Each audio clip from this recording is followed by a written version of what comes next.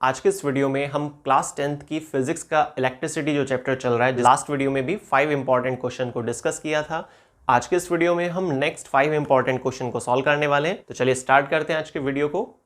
Question number 6, calculate the number of electrons. Number of electrons को आपको calculate करना है constituting the 1 coulomb of charge. ठीक है, तो इस क्वेश्चन में अगर हम डायरेक्ट ऐसे देखते हैं ना रफली, तो लगता है कि कोई वैल्यू तो दी हुई नहीं है और हमारे से कैलकुलेशन करवा रहा है। भाई कोई वैल्यू नहीं है तो हम डायरेक्ट कैलकुलेशन कैसे करेंगे। पर आप ध्यान से देखिएगा, यहाँ पर लिखा हुआ है 1 कूलम ऑफ चार्ज। इसका मतलब चार्ज कितना दिया हुआ है आपको, 1 कूलम। ठीक है, चार्ज के लिए सिंबल क्या होता है, Q। अब एक दूसरी खास बात जो आपको मालूम होनी चाहिए कि 1 इलेक्ट्रॉन की वैल्यू फिक्स होती है 1.6 इंटू 10 की पावर -19 कूलम। कूलम किसकी यूनिट होती है, चार्ज की। ठीक है, तो 1 इलेक्ट्रॉन की वैल्यू कितनी है, 1.6 into 10 to the power -19 coulomb. Charge कितना दिया हुआ है, 1 कूलम का चार्ज है। लेकिन हमारे से जो पूछा जा रहा है वो क्या पूछा जा रहा है, नंबर ऑफ इलेक्ट्रॉन। कितने नंबर ऑफ इलेक्ट्रॉन होंगे, या नंबर ऑफ इलेक्ट्रॉन्स को कैलकुलेट कीजिए, आप संख्या कैलकुलेट कीजिए जो कंस्टिट्यूट कर रहे हैं 1 कूलम ऑफ चार्ज को। ठीक है, तो इसके लिए एक फार्मूला होता है, वो फार्मूला आपको मालूम होगा तभी आप इस न्यूमेरिकल को सॉल्व कर सकते हैं। Q is equal to NE। वैसे तो ये फार्मूला 10th लेवल पर ज़्यादा डिस्कस नहीं किया गया है ना, सिंपल यहाँ पर एक क्वेश्चन में यूज हो जाता है, इसलिए मैंने इस क्वेश्चन को यहाँ पर इंपॉर्टेंट लिस्ट में ऐड कर लिया है। ठीक है, मेन इसका जो यूज आएगा वो आपके पास क्लास 12th की फिजिक्स में मिलेगा। ठीक है, तो चलिए समझते हैं इस फॉर्मूले को। Q क्या है यहाँ पर, चार्ज। N क्या है यहाँ पर, नंबर। और E इलेक्ट्रॉन। ठीक है, इस फॉर्मूले में N से पहले प्लस माइनस भी लगा रहता है, लेकिन आपको फिलहाल उसकी कोई जरूरत नहीं है, आप डायरेक्ट लिख सकते हैं Q is equal to NE। इस फॉर्मूले में 3 चीजें हैं, N number, E electron, Q charge. तो 3 में से 2 चीजें हमें पता चल चुकी हैं। ठीक है, एक चीज आपको दी हुई थी क्वेश्चन में और दूसरी चीज जो है वो फिक्स होती है। नंबर आपको कैलकुलेट करना है, तो N कितना हो जाएगा, इस फॉर्मूले में थोड़ा मॉडिफिकेशन कर लो आप। N इज इक्वल टू कितना हो जाएगा, Q डिवाइड बाय E। ये फॉर्मूला बन जाएगा, है ना। फिर हम उसमें क्या करने वाले हैं, Q की वैल्यू पुट करेंगे 1 कूलम और E के प्लेस पर क्या रखेंगे, 1.6 into 10 to the power -19 coulomb. ठीक है, चलिए यहां पर सॉल्व करते हैं इसको। N is equal to Q divide by E। Q के प्लेस पर 1 कूलम और E के प्लेस पर 1.6 इंटू 10 की पावर -19। ठीक है, कूलम। यूनिट लिखने की वैसे कोई खास जरूरत नहीं है, पर फिर भी आप लिख सकते हैं यूनिट से। ये जो C है ना, इस C से एक C कैंसिल हो जाएगा और बचेगा क्या, एक संख्या, है ना, एक नंबर जिसकी कोई अपनी यूनिट नहीं होगी, क्योंकि हम नंबर कैलकुलेट कर रहे हैं। अब इसको सॉल्व करने के लिए आसान तरीका देखिए, ये तो अब मैथ्स शुरू हो गया है, साइंस तो यहाँ पर खत्म हो गई है। मैथ्स के कौन सी ट्रिक लगाकर आप इसको सिंप्लीफाई करते हैं वो आप पर डिपेंड करता है। बाकी मेरे हिसाब से तो आप डेसिमल को हटाएंगे तो ऊपर कितना आ जाएगा, 10। ठीक है, नीचे कितना बचेगा, 16। क्लियर। अब ये 10 की पावर -19 था ना, जब हम इसको ऊपर ले जाते हैं, ठीक है, डिवाइड के साइन से जस्ट ऊपर न्यूमरेटर के पास ले जाते हैं या न्यूमरेटर की फॉर्म में ले जाते हैं, तो कितना हो जाएगा, 10 की पावर 19। और देखिए मैंने 19 को 18 लिखा है, क्यों, 1 0 कहाँ जा रही है, वो 1 0 इधर आ जाएगी। क्लियर। तो अब देखो, कर तो हम इसको डायरेक्ट भी सकते थे, 1 को 1.6 से डिवाइड कर सकते थे, लेकिन क्या होता है, डेसिमल में डिवाइड करना थोड़ा सा मुश्किल हो जाता है। इसलिए मैंने क्या किया, यहाँ पर डेसिमल को हटा दिया, ऊपर 0 लगा दिए, 10 अपॉन में 16 रखा। लेकिन 10 छोटा है, 16 बड़ा है, छोटे को बड़े से डिवाइड करते हैं ना, फिर से डेसिमल आ जाएगा, है ना, थोड़ा सा प्रॉब्लम लगती है। बड़े को छोटे से डिवाइड करते हैं तो बड़ा आसान लगता है, इसलिए मैंने क्या किया, यहाँ की एक पावर को इसके साथ लिख दिया। तो जब 100 को 16 से डिवाइड करेंगे ना, तो कितना आ जाएगा, 16 6 जा 96। ठीक है, 16 6 96, ऐसे हिंदी इंग्लिश कैसे भी यूज करें, कोई दिक्कत नहीं है उसमें। तो 96 आ गया। अब आपको पता है 100 में से 96 कितना बचेगा, 4, है ना। तो 4 पर तो 16 चलना नहीं है, तो आप क्या करेंगे, डेसिमल लगाएंगे, पॉइंट लगाएंगे और 0 ले लेंगे, तो कितना हो जाएगा, 40 हो जाएगा। ठीक है, अब 16 2 जा 32। क्लियर, कितना बचेगा, 8 बचेगा। 8 के आगे फिर से 0 लगा लेंगे तो 80 हो जाएगा, और 16 5 जा 80। तो ये ऐसे ही डिवाइड हो गया, कोई ऐसे नहीं है कि आप डिवाइड का साइन लगा रहे हैं, बहुत कॉम्प्लिकेटेड बन जाता है अगर आप 1 को 1.6 से डिवाइड करेंगे। उसको आप डायरेक्ट नहीं कर सकते ऐसी मुंह जबानी, लेकिन इस वाले पैटर्न को आप कर सकते हैं, ठीक है ना। एक दो बार प्रैक्टिस करेंगे ईजी लगेगा। फिर मल्टीप्लाई में कितना बचा हुआ है, 10 की पावर 18, तो ये नंबर आ गया है, ठीक है। तो ये हमारा आंसर है फर्स्ट क्वेश्चन का। आप नोट कर लेना इसको, वीडियो को पॉज करना और फटाफट से नोट कर लेना, ठीक है।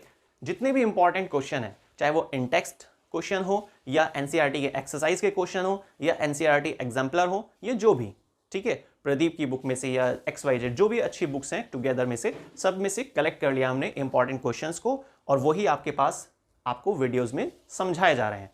पार्ट फर्स्ट हमारा जा चुका है वीडियो का, जिसमें हमने 5 इंपॉर्टेंट क्वेश्चन को समझा था, अलग अलग टाइप के क्वेश्चन को समझा था, और अगले जो 5 क्वेश्चन है वो आपको आज के स्टूडियो में क्लियर होंगे, ठीक है। नोट कर लिया आपने। अब मैं फर्स्ट क्वेश्चन के आंसर को रब कर देता हूं, फिर हम आते हैं नेक्स्ट क्वेश्चन, क्वेश्चन नंबर 7 पर। A battery of 9 volt, 9 volt की बैटरी है ना, is connected in series with resistors of 0.2 ohm, 0.3 ohm, 0.4 ohm, 0.5 ohm and 12 ohm, ठीक है। How much current would flow through 12 ohm resistor. बहुत बढ़िया question है, easy है, पर लेकिन इस तरह की कॉन्सेप्ट हमें क्लियर होनी चाहिए, है ना, ताकि इससे रिलेटेड कोई और क्वेश्चन आता है तो हम उसको आसानी से पकड़ कर सकें, ठीक है, कि भाई इसमें क्या कहना चाह रहा है। देखिए यहां पर क्वेश्चन में जो टेक्निक यूज हो रही है, करीब 4 से 5 रेजिस्टर है ना, कितने हैं, 1 2 3 4 5, टोटल 5 रेजिस्टर दिए हुए हैं आपको, और उन रेजिस्टर को सीक्वेंस में रखा हुआ है, सीरीज में कनेक्ट किया हुआ है, ठीक है। मैं आपको देखिए डायग्राम बना के दिखाता हूं इसका। इस 6 क्वेश्चन को यहां से रफ कर देते हैं।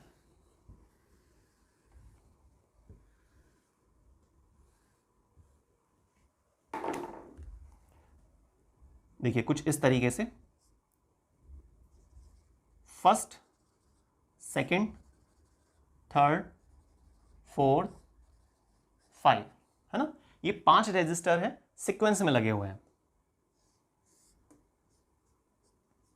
ये बैटरी है, कितने वोल्ट की दी हुई है, 9 वोल्ट की बैटरी है।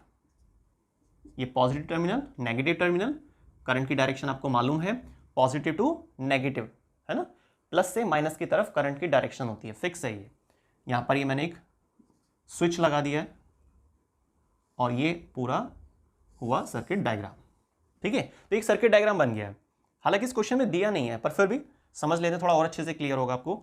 तो ये देखिए 5 रेजिस्टर है ना, पांचों सीक्वेंस में, कितना कितना वैल्यू है इसकी, 0.2, 0.3, 0.4, 0.5 और लास्ट में 12। सबकी यूनिट आपको मालूम है वो ओम होती है, चलिए एक जगह लगा देते हैं, ठीक है। अब करंट की वैल्यू हमें फाइंड करनी है, करंट के लिए सिंबल क्या होता है, आई, है ना।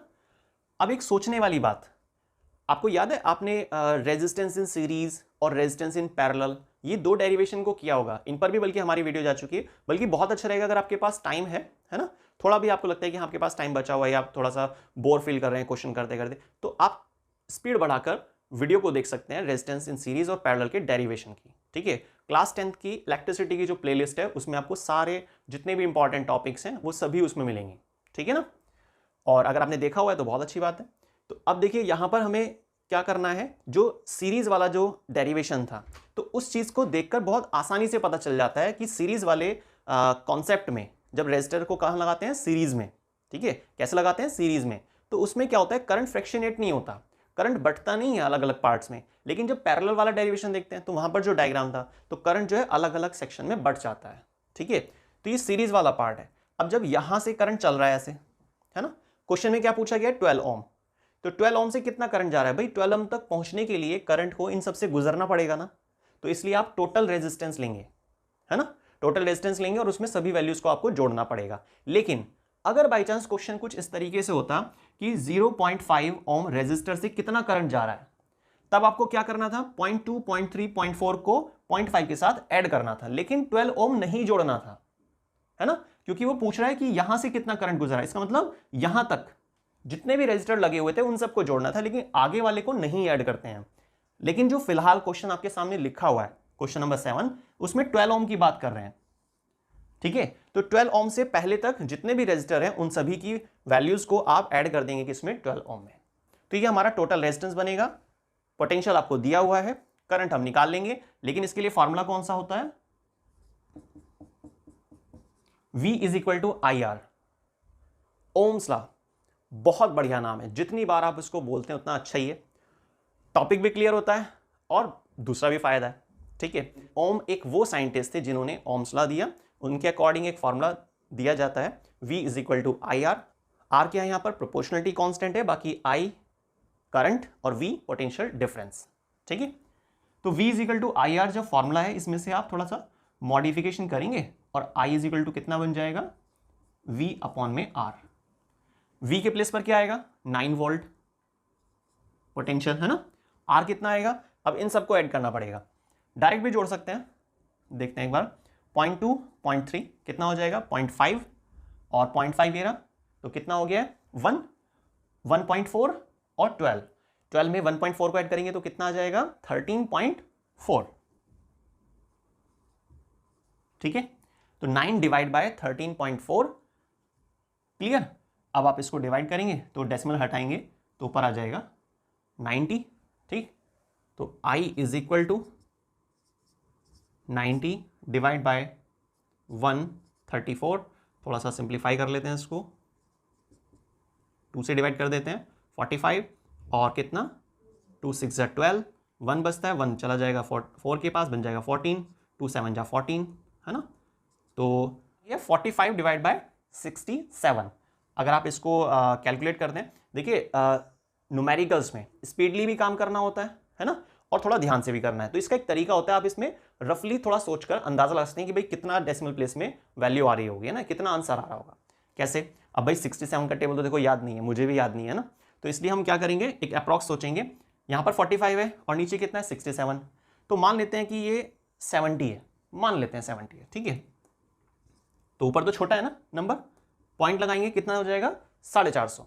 तो 70 को आप 450 पर चलाना है ना, तो कितना आ जाएगा? सोचिए जरा, तो 7 6 जा, क्योंकि अगर आप 7 7 जा करते हैं कितना आ जाएगा? 49, मतलब कि 490। लेकिन 490 तो ज़्यादा हो गया ना 450 से, तो आप इसलिए क्या करेंगे, कितना चलाएंगे? 76 जा, 42 आएगा। तो बेसिक सी बात है, 67 की मल्टीप्लाई अगर हम 6 से करते हैं तो जाहिर सी बात है हमारा बिल्कुल करेक्ट आंसर आएगा, और 0.6।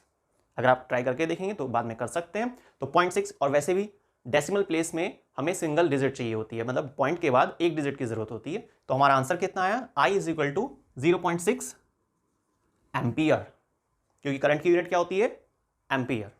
क्लियर? तो ये हमारा आंसर हुआ क्वेश्चन नंबर 7 के लिए। अब स्टार्ट करते हैं क्वेश्चन नंबर 8। क्वेश्चन नंबर 8 में देखिए क्या दिया हुआ है आपको, पहले एक बार समझ लेते हैं क्वेश्चन। एक कॉपर वायर है ना, शॉर्ट में लिखा हुआ है, कॉपर का सिंबल होता है Cu। तो एक copper wire has a diameter of 0.5 mm and resistivity दी हुई है आपको 1.6 इंटू 10⁻⁻⁶ ओम सेंटीमीटर। सब बढ़िया चल रहा था, लेकिन ये जो दो चीजें हैं ना, ये थोड़ा सा कॉम्प्लिकेटेड करती हैं क्वेश्चन को।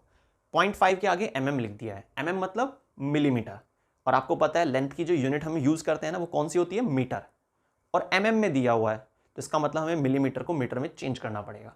बहुत आसान तरीका है, अगर आप मिलीमीटर को मीटर में चेंज करना चाहते हैं, सीधा 1000 से भाग कर दीजिए उसको। ठीक है, 1000 से डिवाइड कर दीजिए, या फिर ऐसा भी कह सकते हैं कि 10⁻³ से मल्टीप्लाई कर दीजिए, तो mm m में चेंज हो जाएगा।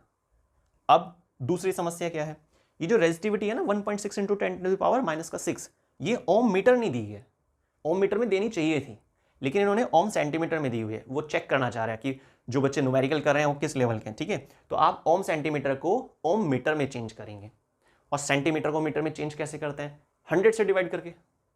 ठीक है, तो इस तरह से आपको थोड़ा चेंज करना पड़ेगा इसमें। How much of this wire would be required to make 10 ohm coil? Resistance दिया हुआ है। ठीक है, एक क्वेश्चन का सेकेंड पार्ट भी है, how much does resistance change if diameter double?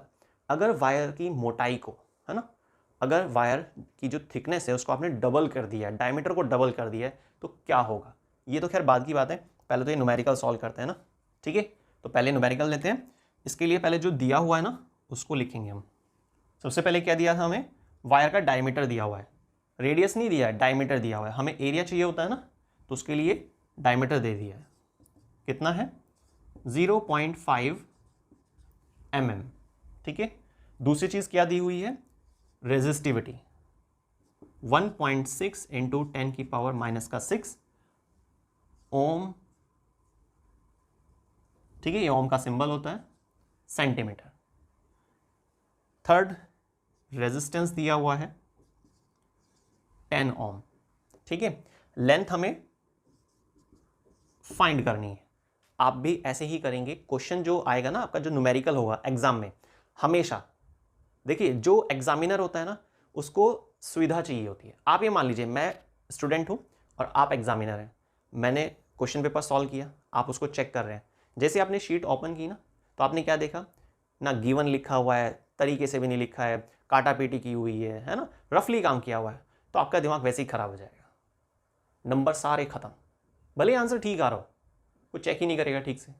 लेकिन आपको क्या करना है, कितना अच्छा रहेगा अगर आप कोई शीट चेक कर रहे हैं और उसमें तरीके से क्वेश्चन नंबर डाला हुआ है ना, उसके बाद जो गिवन है, जो क्वेश्चन में चीज़ें दी होती हैं उनको लिखा हुआ है, फिर उनको कन्वर्ट करके दिखा रखा है, अगले स्टेप में फार्मूला लिखा हुआ है, उससे अगले स्टेप में फार्मूले में वैल्यू पुट की हुई है, और उसके बाद सिंप्लीफाई किया और आंसर आ गया यूनिट के साथ, पूरे नंबर मिलेंगे, ठीक है। तो एक मेथड होता है काम को करने का, क्लियर। तो हमें वही कोशिश करनी है, उसी को फॉलो करना है, चाहे कितनी भी जल्दबाजी हो, पर आप उसी पर अपना हाथ सेट रखेंगे। तो ये गिवन था, ठीक है। अब हमें क्या करना है, फार्मूला देखते हैं पहले। चलिए फार्मूले से पहले इसको कन्वर्ट कर लेते हैं, थोड़ा इजी हो जाएगा। मिलीमीटर को मीटर में चेंज करते हैं, 0.5 मल्टीप्लाई में 10 की पावर माइनस का 3, ठीक है। अब ये जो डायमीटर है वो आ गया है मीटर में। ये जो आपके पास रेजिस्टिविटी है इसको भी चेंज कर लेते हैं, 1.6 इंटू 10 की पावर माइनस का 6, लेकिन ओम सेंटीमीटर है ना, हमें क्या चाहिए, ओम मीटर चाहिए, ठीक है। सेंटीमीटर को मीटर में चेंज करने के लिए 100 से डिवाइड करना पड़ता है, ठीक है। अभी सिंप्लीफाई कर लेंगे इसको, यहाँ पर तो कोई चेंज करने की जरूरत नहीं है, ठीक है। अब देखिए इन दोनों में थोड़ा थोड़ा सा चेंज और करना है। डायमीटर तो आपके पास है ना, दे दिया इन्होंने, लेकिन आपको मालूम है जो हम फार्मूला यूज करने वाले हैं ना, वो फार्मूला कौन सा है, resistance is equal to resistivity length upon में एरिया। लेंथ फाइंड करनी है, रेजिस्टिविटी दी हुई है, आर भी दिया हुआ है, लेकिन ए नहीं दिया। फार्मूले में 4 चीजें हैं तो 3 चीजें तो हमें मालूम होनी चाहिए, तभी तो चौथी चीज को कैलकुलेट कर सकते हैं। अब चौथी चीज में भी आप कैलकुलेट कर लेंगे, ठीक है, लेकिन उसके लिए हमें ए पता होना चाहिए ना, एरिया। और एरिया क्या होता है, पाई आर स्क्वायर, है ना। सर्कल का एरिया क्या होता है, पाई आर स्क्वायर। अब पाई आर स्क्वायर में पाई की वैल्यू फिक्स है 22/7, लेकिन आर स्क्वायर में आर चाहिए ना आपको, रेडियस चाहिए, और यहाँ डायमीटर है, तो इसका मतलब डायमीटर को चेंज करते हैं और फिर एरिया निकालेंगे, तब जाकर यहाँ पर वैल्यू पुट करेंगे एरिया की, रेजिस्टिविटी की, रेजिस्टेंस की, तब हम निकाल सकते हैं लेंथ, ठीक है। फॉर्मूले को देखिए चेंज करके कैसे लिखेंगे, एल इज इक्वल टू में रेजिस्टेंस, एरिया और डिवाइड बाय रेजिस्टिविटी। इस फार्मूले को मैंने इसमें चेंज कर दिया, ठीक है। तो ये तीनों चीज मालूम होंगी तभी हम कैलकुलेट कर सकते हैं। अब यहाँ पर ये जो डायमीटर है ना, इसको मैं देखो रेडियस में चेंज कर रहा हूं, ठीक है। रेडियस में कैसे चेंज करेंगे, इसको 2 से डिवाइड कर देते हैं, 0.5 डिवाइड बाय 2 मल्टीप्लाई 10 की पावर माइनस का 3 मीटर, ठीक है। इतना सही है। बाकी आप थोड़ा सा और सिंपल बना सकते हैं इसको, कैसे, डेसिमल हटा दीजिए, यहां से डेसिमल हटा के कितना आ जाएगा, 20 आ जाएगा, है ना, क्लियर। फिर इस 0 को आप ऊपर ले जाइए, 2 मल्टीप्लाई 10 है ना नीचे, तो आप इस 10 को अगर ऊपर ले जाएंगे तो कितना हो जाएगा, पावर माइनस में हो जाएगी, तो यहां पर कितना हो जाएगा, माइनस का 4, ठीक है, माइनस का 4, और यहां से 0 हट जाएगी, ठीक। अब इसको थोड़ा सा और इजी बना सकते हैं आप, या फिर इतना भी ठीक है, 5 डिवाइड बाई 2 है ना, तो आप इसको 2.5 लिख लेना, क्लियर। तो इस तरीके से आप थोड़ा सिंप्लीफाई कर लेंगे तो आगे पुट करना इजी हो जाएगा। बाकी यहां पर क्या कर सकते हैं आप, कितना, 1.6 इंटू 10 की पावर माइनस का 8 ओम मीटर। तो रेजिस्टिविटी हमारे पास ये आ चुकी है ना, और रेडियस कितना आ गया है, ये क्या है हमारा रेडियस, आर पहले से दिया हुआ है। अब हम लेंथ निकाल सकते हैं। अब देखिए लेंथ कैसे निकालेंगे, है ना। लेंथ के लिए फॉर्मूला, रेजिस्टेंस मतलब कि 10, एरिया क्या होता है, पाई आर स्क्वायर, तो पाई को मैंने ओपन कर दिया है, 22/7 आर स्क्वायर, मतलब ये चीज 2 बार लिखनी है हमें, है ना। 5 डिवाइड बाई 2, फिर दोबारा से 5 डिवाइड बाई 2, और मल्टीप्लाई में 10 की पावर माइनस का 8। क्लियर? तो आपने क्या क्या नोट कर लिया अभी, आर और ए, लेकिन रेजिस्टिविटी बच गई है ना, ये चीज़ ध्यान रखना। 1.6 को मैंने 16 लिखा और 10 की पावर माइनस का 8 लिख दिया है। अब पॉइंट कहाँ गया, डेसिमल कहाँ गया, डेसिमल हटाकर 0। देखो भाई सबका अपना तरीका होता है, मेरे हिसाब से तो आप क्वेश्चन में जब भी न्यूमेरिकल में डेसिमल आ रहा हो ना, आप उसको चेंज कर लो। डायरेक्ट कट रहा है तो बात ठीक है, अदरवाइज क्या है, डेसिमल हटाओ 0 लगा दो, ईजी हो जाता है न्यूमेरिकल। तो डेसिमल हटाया मैंने और यहां लगा दिया 0 को। फायदा क्या हुआ, ये बड़ा भयानक सा लग रहा है ना, अब देखो कितना ईजी हो जाएगा, ये इससे कट गया। ठीक है, बहुत आराम से। उसके अलावा यहां पर आपके पास क्या दिया हुआ है, देखिए, चलिए इससे काट देते हैं। 2 1 2, ये आ गया 11। ठीक है, सिंपल है। अब जो चीज़ बच रही है तो आप उसमें थोड़ा ध्यान से देखो कि क्या कुछ कट सकता है या नहीं। 4 4 जा 16, 4 चौक 16 होता है, और 25। ठीक है, सही है, 25 चौका 100, तो 4 से मैंने इसको भी काट दिया और 4 से इसको भी काट दिया, तो कितना आ गया 25, और नीचे कितना आ गया 4। अब तो कुछ नहीं कट रहा है ना, 25 है, 11 है, 5 है, यहां पर नहीं, और कुछ नहीं कट रहा है। अब जो चीज़ बची हुई है उनको नोट कर लेते हैं थोड़ा ध्यान से। 25 मल्टीप्लाई 11 मल्टीप्लाई 25, ये 25 कहां से है, 5 है ना। अब नीचे क्या बच रहा है, 7 2 और 4, 7 दूनी 14 और 14 चौका 14 4 जा 56, ये आ गया। इतनी बड़ी संख्या थी, इतनी सी बची है। अब इसको सॉल्व करना है, उसके लिए थोड़ी जगह चाहिए, तो इसलिए हम क्या करेंगे, इस वाले पार्ट को रब कर लेते हैं। आप फटाफट से नोट कर लो इसको। ठीक है, वीडियो को पॉज करना और जल्दी से नोट कर लेना।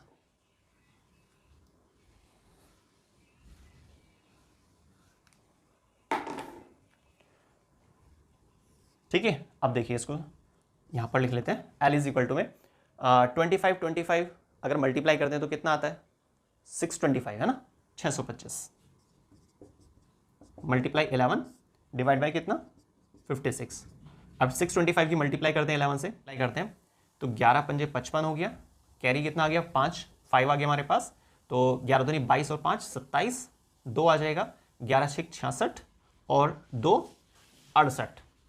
ठीक है, तो 6875। अब 6875 को 56 से डिवाइड करना है, तो जाहिर सी बात है भाई इतना बड़ा टेबल तो याद नहीं है, तो हमें थोड़ा सा क्या करना पड़ेगा, एक अप्रॉक्स लेकर चलते हैं ना। डायरेक्ट वैसे कर सकते हैं, कोई दिक्कत नहीं है। 56 बन जा, 56 तो आना ही है। अब 68 में से आपको 56 का रिडक्शन करना है, तो कितना बचेगा, 12 बचेगा। कितना बच रहा है देखिए, 12। ठीक है, अब 12 तो छोटा रह गया, 56 तो बहुत बड़ा है, तो हम क्या करेंगे, 7 को ऊपर से उतार लेंगे, तो 127 हो गया। अब 56 दूनी कितना होता है, 112। ठीक है, 2 आ गया यहां पर।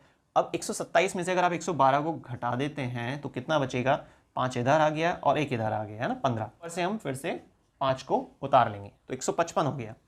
अब 56 को हमें 155 पे चलाना है, तो 56 दूनी फिर से सेम चलाना पड़ेगा, कितना आ जाएगा 112। फिर से घटा देते हैं भाई, कितना बच रहा है, 3 है ना, यहाँ पर 3 आ गया और यहाँ पर आ गया आपका 4। 56 बड़ा है, 43 छोटा है, तो हम क्या करने वाले हैं, डेसिमल लगाएंगे और एक 0 ले लेंगे, है ना। 430 430 430 पर आप 56 चलाइए तो कितना चलेगा, इसको आप थोड़ी देर के लिए 60 मान लो आप, 60 है ना, मल्टीप्लाई थोड़ा इजी लगेगा। तो 60 की मल्टीप्लाई किससे करें कि 430 आ जाए, 430 से थोड़ा नीचे वाला नंबर आ जाए, तो वो है हमारे पास कितना, 7 है ना, क्योंकि 6 7 कितना होता है 42, तो 67 जा कितना हो जाएगा 420। तो बेसिक सी बात है 56 है तो इससे नीचे ही रहेगा, है ना, क्योंकि एग्जैक्ट तो आ नहीं पा रहा है, और नेक्स्ट स्टेप लेते हैं तो बड़ा हो जाता है नंबर, तो इसलिए हम क्या लेंगे यहाँ पर 7। क्लियर, तो ये यूनिट लगानी बहुत जरूरी है, अदरवाइज आधा नंबर गया आपका। तो इसलिए लेंथ की यूनिट क्या होती है, मीटर, वो जरूर लगाएंगे आप, ये आंसर आ जाएगा। क्लियर, फटाफट से आप नोट कर लेना या स्क्रीनशॉट ले लेना, पर सारी चीजों को अपने रजिस्टर में नोट रखेंगे तो बहुत बढ़िया रहेगा। एग्जाम स्टार्ट होने में क्लास 10 के टर्म 2 के थोड़ा समय बचा है, लगातार टाइम कम होता जा रहा है। अप्रॉक्स जो डेट दी गई वैसे अप्रैल का लास्ट वीक दी गई है, पर फिर भी आप अपनी तैयारी अप्रैल के फर्स्ट वीक तक कंप्लीट कर लेना सभी क्वेश्चन को करके। ठीक है, चलिए स्टार्ट करते हैं। Next question, question number 9, which uses more energy. आगे 2 केसेस दिए हुए हैं। नंबर फर्स्ट केस में आपको गिवन है 250 watt TV set use for 1 hour. 1 घंटे के लिए आप 250 वाट का टीवी इस्तेमाल कर रहे हैं। ठीक है, कोई 250 वाट का टीवी है और कोई इंटरेस्टिंग सीरियल वगैरह आप देख रहे थे, 1 घंटा आपने लगातार उसको यूज किया। तो कितनी एनर्जी कंज्यूम हुई। सेकंड केस में 1200 वाट का टोस्टर है और 10 मिनट आप उसे यूज कर रहे हैं, तो 1200 वाट का टोस्टर 10 मिनट जब इस्तेमाल किया जाता है तो उस सेकंड केस में ज्यादा एनर्जी कंज्यूम की जा रही है, इलेक्ट्रिकल एनर्जी, या फिर फर्स्ट वाले केस में। ये बात आपको न्यूमेरिकली सॉल्व करके दिखानी है। ठीक है, तो हम क्या करने वाले हैं, दोनों केसेस के लिए अलग अलग एनर्जी को फाइंड आउट करेंगे, E1 और E2, फिर हम कंपेयर करके देखें कौन ज्यादा एनर्जी का कंजम्पशन कर रहा है। तो आपको ध्यान रखना है कि जब भी इस तरह से कोई 1 या 2 या 3 ऐसे केसेस दिए हुए हैं और आपसे एनर्जी को लेके बात पूछी जा रही है ना, तो वहां पर आपको इलेक्ट्रिकल एनर्जी कैलकुलेट करनी होती है। ठीक है, इलेक्ट्रिकल एनर्जी की कमर्शियल यूनिट क्या होती है, kWh। ये चीज जरूर याद रखनी है, शॉर्ट क्वेश्चन में भी कई बार आ जाता है। तो kWh मतलब किलोवाट आवर। ठीक है, तो चलिए अब देखते हैं, पहले लेते हैं केस फर्स्ट। केस फर्स्ट में टीवी को हाँ चलो टीवी लेते हैं। तो पावर कितनी दी हुई है, 250 वाट, और टाइम कितना दिया हुआ है, 1 आवर। टाइम तो चलो ठीक है 1 आवर है ना, लेकिन पावर वाट में दी हुई है, और आपको पता है अगर पावर वाट में होती है तो आपको चेंज करना होगा उसे 1000 से डिवाइड करके, जिससे कि वो किलोवाट में बदल जाए। तो वाट में अगर दी हुई है तो आप किलोवाट में चेंज कर लेना उसको, और वाट को कैसे चेंज करते हैं किलोवाट में, 1000 से डिवाइड करके। ठीक है, सिंपल तरीका है, और टाइम आवर्स में होना चाहिए। अब फॉर्मूला क्या होता है, फॉर्मूला नहीं पता होगा तो फिर आंसर कैसे निकालेंगे ना, तो फॉर्मूला जरूर याद रखना आप, electrical energy is equal to power into time. ठीक है, इसे थोड़ा सिंप्लीफाई कर लेना, उससे कोई दिक्कत नहीं है, ये सीधा हो जाएगा। 25 चौका 100 होता है, तो 1/4 हो गया, मल्टीप्लाई में 1, इसका मतलब कितना आ जाएगा 1/4। और जब आप 1/4 को सॉल्व करेंगे तो कितना आएगा, पॉइंट लगाएंगे 0 आ जाएगा, 4 2 जा 8 है ना, और कितना बचा 2, फिर 20, 4 5 जा 20, आपका इसमें यूनिट लगाएंगे लास्ट में kWh। तो ये आंसर आ गया। ठीक है, अब लेते हैं case second. Case second, case second के लिए आपको देखिए क्या क्या दिया हुआ था, 1200 वाट का टोस्टर है, 1200 वाट, चेंज कर दो आप इसको, 1000 से डिवाइड करेंगे। ठीक है, 1200 वाट का टोस्टर है, और टाइम कितना दिया हुआ है, टाइम हमारा यहाँ पे दिया है, अच्छा 10 मिनट दे दिए हैं, जबकि ये तो आवर्स में होना चाहिए था। अब 10 मिनट को आप डायरेक्ट भी चेंज कर सकते हैं भाई, एक घंटे में कितनी मिनट होती हैं, 60 मिनट होती हैं। ठीक है, अब 10 मिनट को अगर कोई आपसे पूछता है कि कितने आवर्स होंगे, तो आप क्या बोलेंगे, सीधा सीधा 1/6। भाई छठा हिस्सा है ना, 10 6 60 होता है, 10 6 जा 60 होता है, और 1 आवर्स में कितनी मिनट होती हैं, 60। तो इसका मतलब 10 मिनट इज इक्वल टू किसके, 1/6 आवर। ठीक है, तो डायरेक्ट भी कैलकुलेशन आपको मालूम होनी चाहिए, एग्जाम में आपको टाइम बचा के चलना है, ताकि रिवीजन के लिए जरूर आपके पास समय बच सके। अब वाट वाले को चेंज कर लेंगे, चलो पहले फार्मूला लिख लेते हैं, पावर इनटू टाइम, फिर वैल्यू पुट कर देते हैं, 1200 वाट के नीचे मैंने 1000 लगा दिया, अब ये किलोवाट बन चुका है। ठीक है, मल्टीप्लाई में 1/6, 2 0 से 2 0 काट देंगे आप, 2 0 से 2 0 कट जाएंगे, और कितना बचेगा 6 2 जा 12, तो 2/10, और अगर आप 2/10 को सॉल्व करते हैं तो ये आपका आ जाएगा 0.20। 0 लगाएं या ना लगाएं, 0 मैंने इसलिए लगा दिया ताकि आप कंपेयर कर सकें आसानी से। ठीक है ना, किलोवाट आवर। तो ये हमारा केस सेकंड का आंसर हो गया। तो अब दोनों को आप चेक करके देखिए, ये E1 निकाला था हमने और ये E2 कैलकुलेट किया है। तो E1 और E2 में ध्यान से देखना आप, ये 0.25 किलोवाट आवर आ रहा है और ये 0.20 किलोवाट आवर बन रहा है।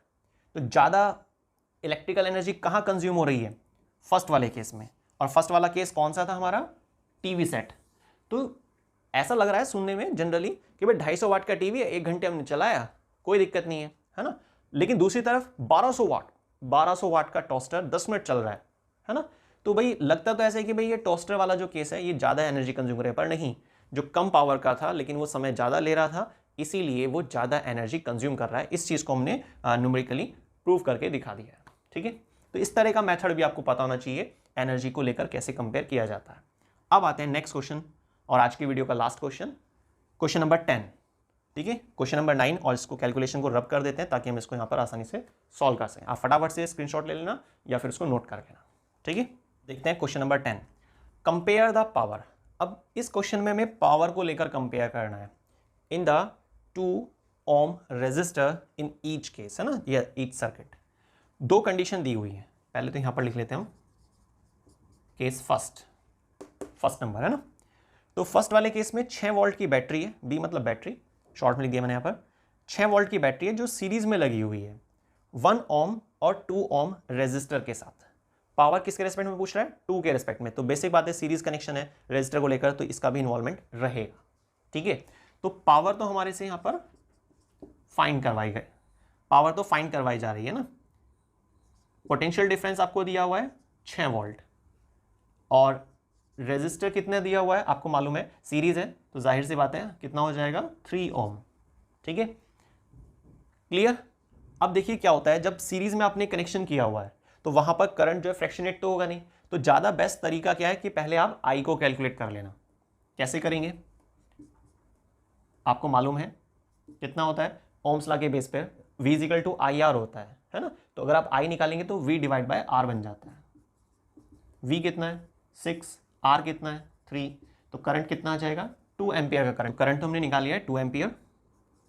पावर के लिए फॉर्मूला क्या यूज करेंगे हम, I स्क्वायर R, ठीक। इस पर हम क्या लिखेंगे 2 × 2, क्योंकि I स्क्वायर है ना इसीलिए। लेकिन अब R के प्लेस पर दो ऑप्शन आ रहे हैं हमारे ब्रेन में कि हम 3 ओम ले लेते हैं या 2 ओम। 2 ओम क्यों, वो देखिए यहाँ पर बोल रहा है। तो आपको ध्यान रखना है जब पावर पूछी जाए ना और दो रेजिस्टर्स, ठीक है, इस तरीके से सीरीज में लगे होते हैं, ये R1 है और ये R2, और आपसे पावर पूछा रही है R2 के रेस्पेक्ट में, तो आपको सिर्फ यही रेजिस्टर यूज करना होता है, ठीक है। तो सेकंड वाले की वैल्यू कितनी थी 2 ओम, तो टोटल नहीं लेंगे, बात ध्यान रखनी है आपको। 2 2 जा 4 2 जा 8, तो पावर कितनी आ गई आपकी 8 वॉट, क्लियर। ये केस फर्स्ट का आंसर हुआ। अब चलते हैं केस सेकंड की तरफ। अब देखिए केस सेकंड में आपको क्या क्या चीजें दी हुई हैं। पावर तो आपसे पूछ रहा है ना, पावर आपसे कैलकुलेट करा रहा है। बाकी पोटेंशियल कितना दिया हुआ है यहाँ पर 4 वोल्ट है, और फर्स्ट वाले में अच्छा 6 वोल्ट था, ठीक है। तो पोटेंशियल कितना है 4 वोल्ट, और रेजिस्टर कितने हैं, 2 रेजिस्टर हैं 12 ओम और 2 ओम। लेकिन देखिए क्वेश्चन की स्टार्टिंग में लिखा हुआ था कि भाई 2 ओम के रेस्पेक्ट में हमें पावर को निकालना है, और यहाँ पर क्या है ना कैसा अरेंजमेंट है, पैरेलल अरेंजमेंट दिया हुआ है, ठीक है। और फर्स्ट वाले केस में कैसा था, सीरीज अरेंजमेंट था, तो ठीक है। तो हम यहाँ पर डायरेक्ट फार्मूला लगा सकते हैं, P बराबर V स्क्वायर अपॉन में R। V कितना, पोटेंशियल हमारा 4 था, तो 4 चौक 16 हो जाएगा, और R कितना लेंगे 2 ओम, तो कितना आ जाएगा 8 वॉट। तो ये हमारे पास केस सेकंड का आंसर आ गया। अगर आप दोनों में कंपेयर करते हैं तो P1 divide by P2 is equal to 8 upon 8 मतलब कि 1, ठीक है। तो ये आपको करके दिखाना है कि भाई कैसे दोनों में कितनी कितनी पावर आ रही है, सेम आ रही है, डिफरेंट आ रही है, जो भी है वो आपको इस तरीके से सॉल्व करनी होगी। सीरीज पैरेलल का जो यहाँ पर कनेक्शन है ना, वो जरूर याद रखना है कि सीरीज से क्या फर्क पड़ रहा है और पैरेलल से क्या फर्क पड़ रहा है, क्लियर। तो आज की वीडियो में बस इतना ही, तो मिलते हैं नेक्स्ट वीडियो में कुछ और इंपॉर्टेंट न्यूमेरिकल, कुछ और ट्रिकी क्वेश्चंस के साथ, कुछ सब्जेक्टिव क्वेश्चन के साथ, और कुछ रीजनिंग के साथ नेक्स्ट वीडियो में। और प्लीज अगर आपको वीडियो अच्छी लगती है तो सब्सक्राइब, लाइक, शेयर और कमेंट करना मत भूलिएगा।